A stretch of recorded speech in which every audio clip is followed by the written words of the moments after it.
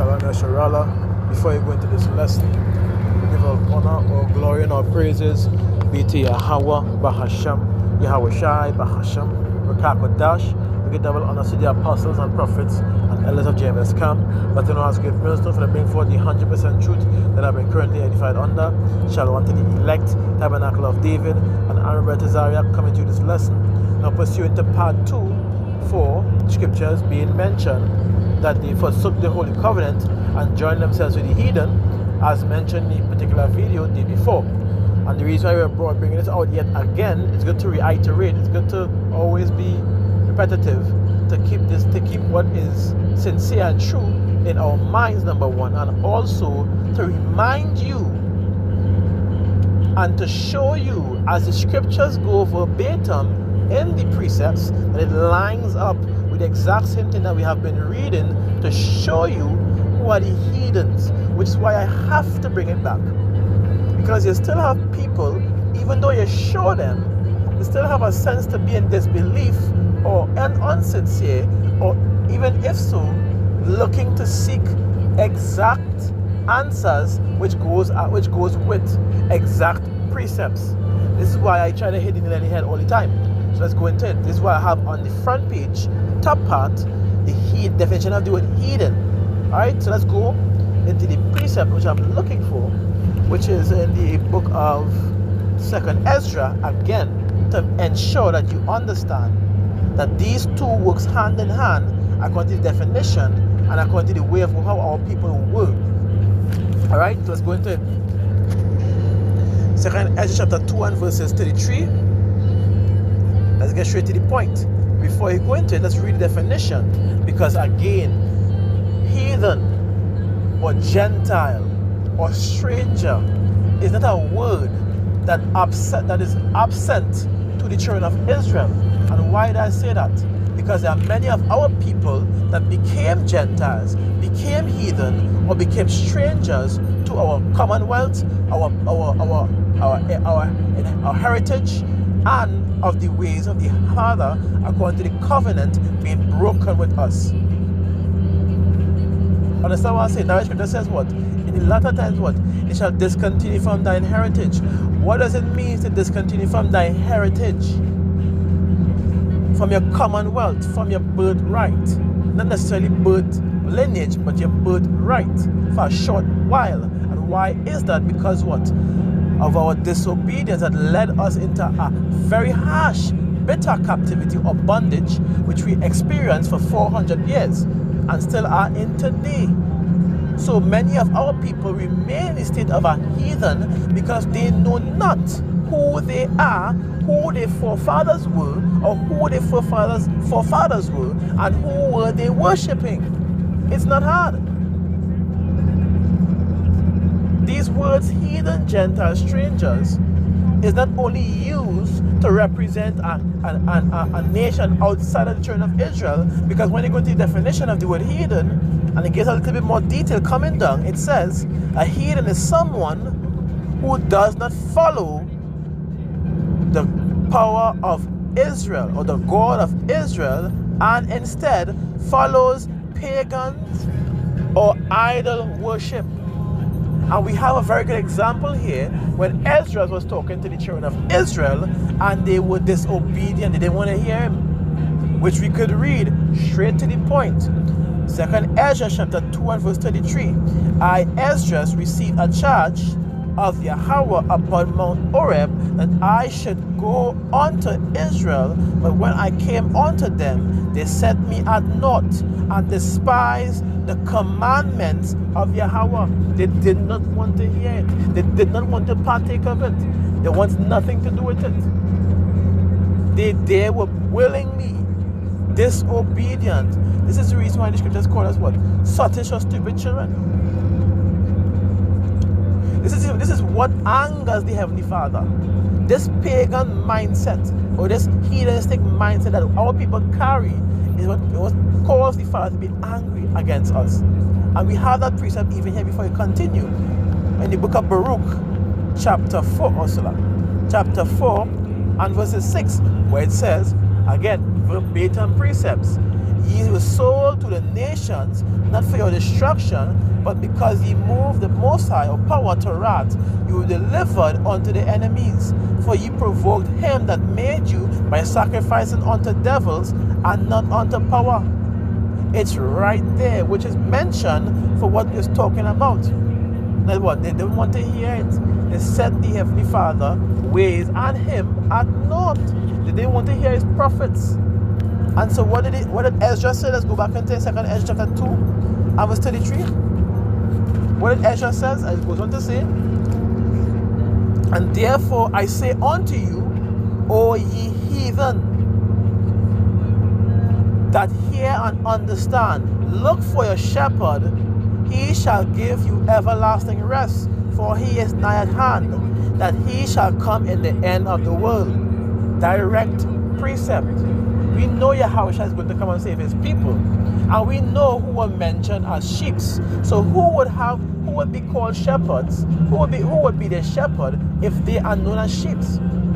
Let's be real. Number one. Number two, he is directly speaking to the children of Israel and calling them heathen, because they adopt a mind to disobey the Father's commands and keep the customs and ways of the heathen, much like what we just read here.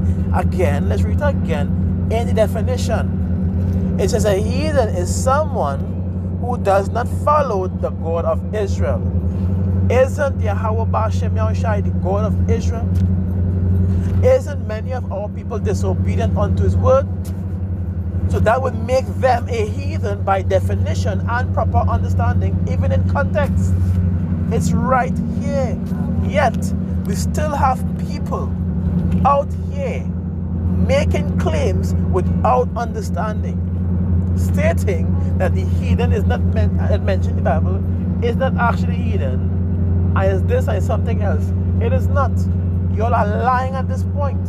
These are verbatim precepts that you cannot deny. It's an undeniable fact, but you'll still find a way to bend and twist, even though it's stated verbatim. The disingenuous behavior needs to stop. You all lost the battle. You didn't have it. Or you didn't have it. You lost the battle. You lost the battle. Stop trying to fight. At this point, it's sad. It's very sad. Being disingenuous after you lose is a sore loser behavior. It's a sore loser behavior. You can't come here and convince me that this is not true, because it's right here in the precepts. Plain. And we go into your definitions and see the exact same thing that is mentioned here, which proves our point more and more again, which shows that many of your Christians do not know the scriptures. Because this is concerning a guy who butchered Ephesians chapter 2 and verse 11, which I had to then bring down and explain.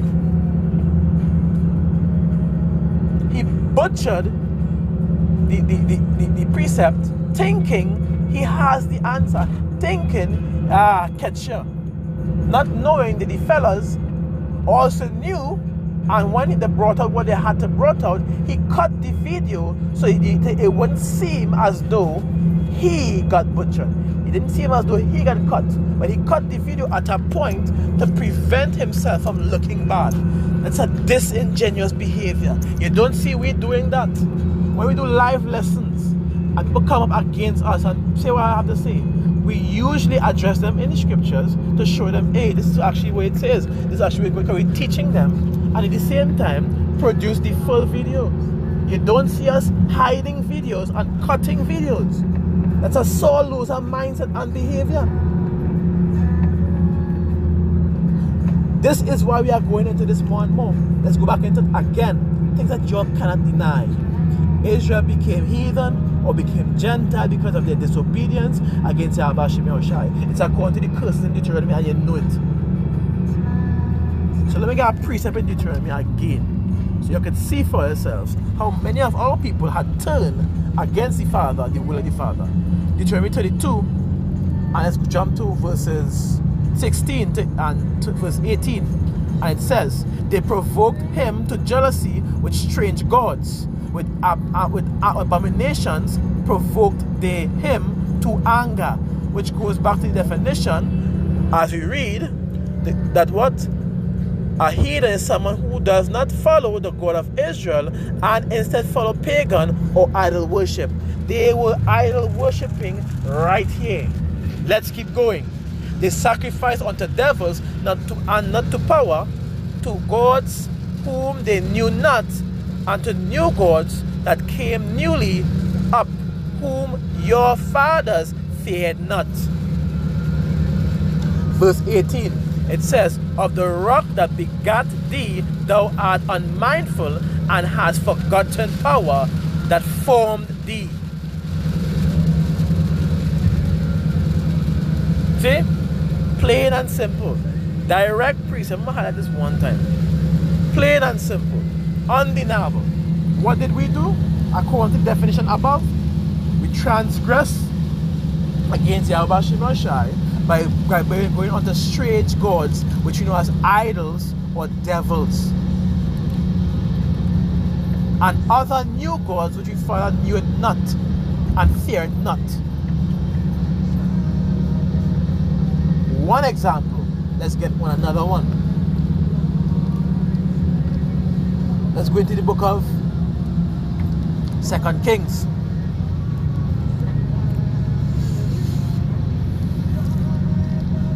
(17) and verses 13, and it says, Yet Yahweh testified against Israel and against Judah by all the prophecies and by all the seers, saying, Turn ye from your evil ways, and keep my commandments and my statutes according to all the law which I commanded your fathers, and which I sent to you by my servants the prophets. Notwithstanding, they would not hear, but hardened their necks, like the neck of the father that did not believe in Yahweh their power. And it goes on to say, so you're seeing so far, is this? Did I make this up? I want to make sure, did I make this up? No, I did not. This is in the scriptures. How could you bypass these precepts and then come and say, oh, the heathens were not actual? Stop playing. There are many instances when our people fell short against Yahweh Shema Shai, went onto idols, and were exiled, were sent into captivity, learned heathen ways. We were led to do so because of our disobedience against Yahweh Shema Shai. Many of you forsook the covenant. Many of you ran the prophets when they came to give you a warning for the actions against the Heavenly Father. And as we are doing it today, you all are operating in the same manner as these niggers that they call Jakes or Israelites today.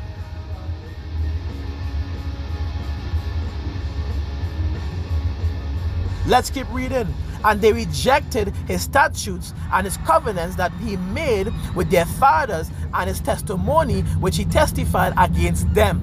And they followed vanity and became vain, and went after the heathen that were round about them, concerning whom Yahweh had charged them that they should not do like them.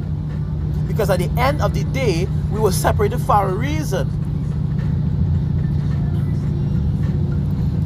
And it says here, Leviticus 20 verse 26, Ye shall be holy unto me, for I am Yahweh. I, Yahweh, am holy, and have severed you from the other people, that ye should be mine.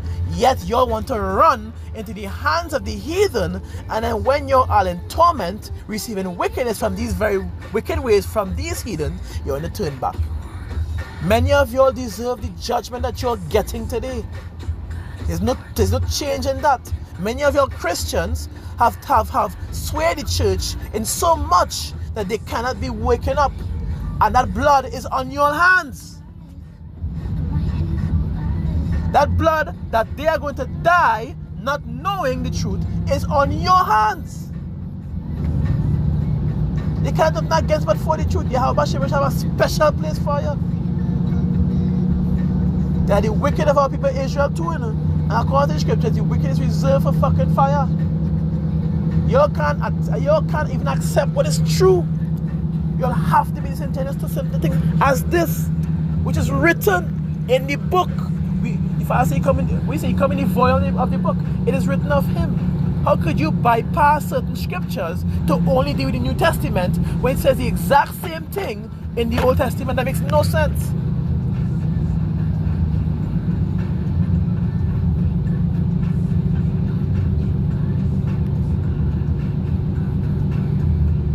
And frankly, we had enough.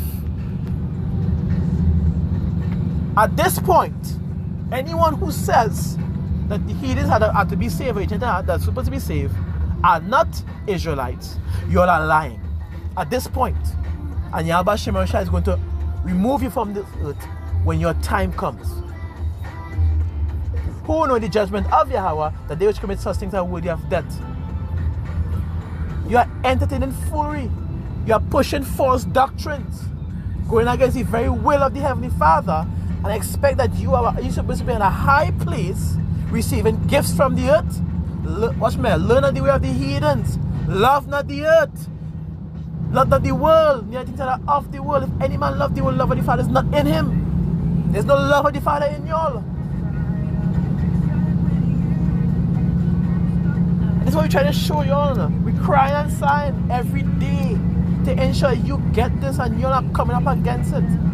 But I say cry aloud, spare that lifted up voice like a trumpet, and show my people their transgressions, and the sons of Jacob their sins. Yet we are showing you all and you're coming against us. You are running the very prophets that come to warn you all of what you're doing and what's going to happen when you keep doing it. So at this point, it is where it is, isn't it? So watch me, I had a press. So we'll continue this lesson when I'm coming back. So stay tuned. Shalom.